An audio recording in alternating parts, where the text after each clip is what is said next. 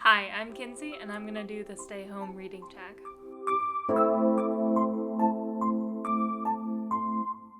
So last summer I did the Reading Rush for the first time, formerly Booktubeathon.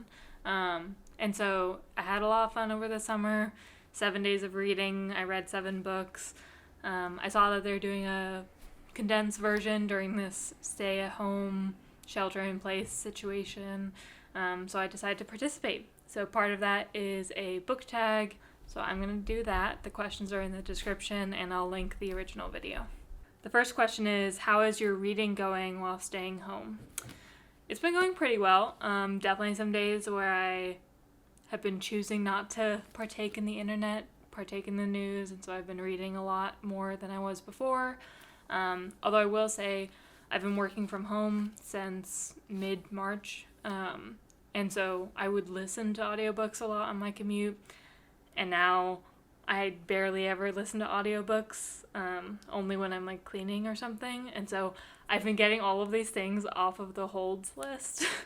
And so I just keep having to like delay them because I don't want to like get all these audiobooks to listen to when I have not been listening to a lot of things. So the next question is, where have I been reading at home? I basically always read in my bed or in the armchair next to my bed, which is like a little reading nook. So usually one of those two places. It hasn't really changed since all of this started. So the next question is, what's the best book I've read during isolation? So there's been a couple that I've really liked. So one of the best books I've read during quarantine has been Flesh by Mary Jean Chang. It's very short, but very impactful. I thought it was beautifully written. It's a book of poetry, I guess mostly about the poet's relationship with her mom and queerness and love in different ways. So, highly recommend. It was something that I saw recommended by a couple people on BookTube, so I decided to pick it up, and it was great. Another favorite that I've read has been Cleanness, not Cleanliness, but Cleanness, by Garth Greenwell. It's right above the frame, I guess. But this is a sequel to a literary novel about a American teaching in Bulgaria, in the capital, Sofia,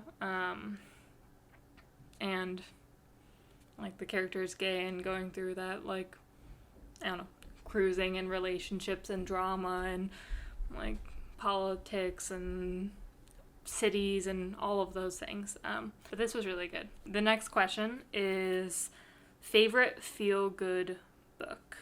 I'm gonna go grab this one actually.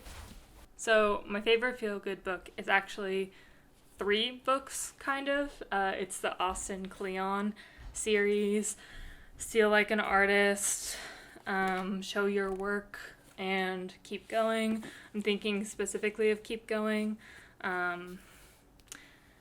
His books are all about creativity. They're in like a kind of a list form where he elaborates on each point. And I just always have been inspired by them, like when I read them, and they're a pick-me-up. I feel like I don't read a lot of light fiction or light nonfiction.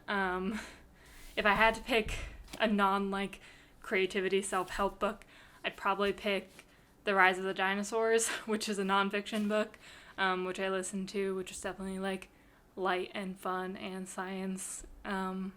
So those were all good and light.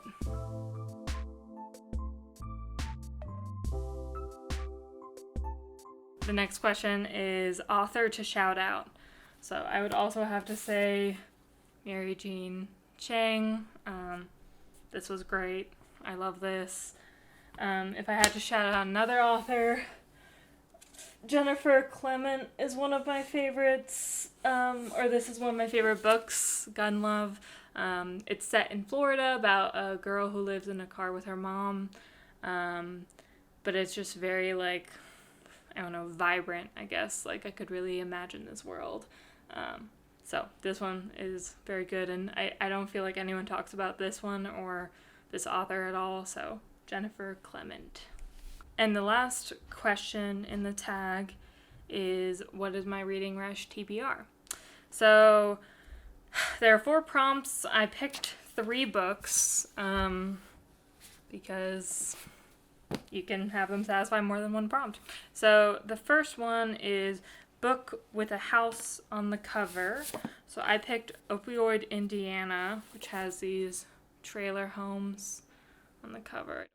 It's something I picked up at a independent bookstore maybe like 4 months ago over Christmas, New Year's time. So it's about this 17-year-old kid who lives with his uncle and his uncle's girlfriend, and his uncle goes missing and rent is due, and so he either needs to find his uncle or find the money. But from what I started reading, it feels like it's very I don't know. It'll be very fast-paced is what I'm expecting. I think it's over a pretty short amount of time trying to find a solution to this problem. So that satisfies that house on the cover. So the next book I'm going to read actually fulfills 2 prompts. One is a book set somewhere I would want to go, and the other one is reading in one room, which, as I said before, isn't a problem because I live in a 1-bedroom apartment and I usually read in the bedroom.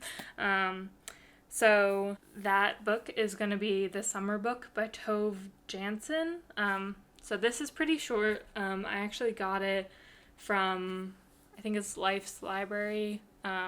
They had some books at the end of the year from their subscriptions, leftovers, that were severely discounted.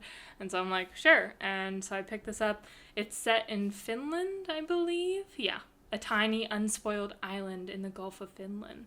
So I'm like, I've never been to Finland. I was wanting to go to Europe at some point this year or next year, and I don't know if that's going to happen with everything that's happening. But this should be good. It's short. I think it's only 100 some. Yeah, it's 170 pages. But I've never read anything by this author, and I just thought it'd be light and fun.